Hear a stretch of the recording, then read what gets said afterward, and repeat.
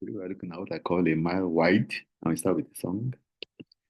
The church is marching on.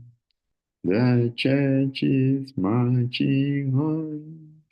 The gates of hell shall not prevail. The church is marching on. I want to start with Prophecy Word of Knowledge, May 6, 2025. I see you getting a lot of media attention and I also see a huge party celebration. Congratulations. And submit tender documents in good time so that you stand a chance to win the tender. I see fire outbreak and chaotic traffic at Balarabe Musa Street in Victoria Island.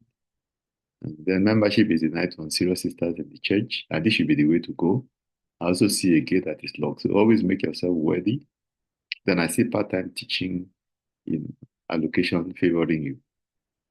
Of course, this quote has become very controversial that the church in Africa is a mile wide and an inch deep, which talks to shadows. And I've actually heard a minister repeat this as if it is true.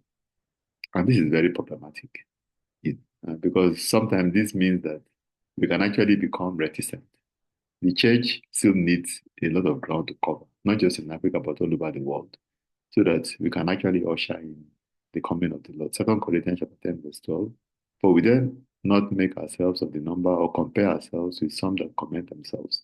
But they measuring themselves by themselves and comparing themselves among themselves are not wise. Let's not make those kinds of foolish comparisons. Let's be focused on advancing the gospel, on the spiritual exercises that will advance God's kingdom here on earth, praying, bringing souls to God's kingdom, and advancing the gospel in every part of the world.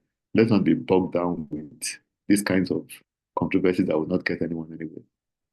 The need of the age is for people to know Christ so that their lives can become meaningful. That's why people are taking their lives at the drop of a hat because their lives are not meaningful. So instead of engaging in this controversy, let's keep advancing the kingdom, so that people can actually have a reason to live and a purpose in life.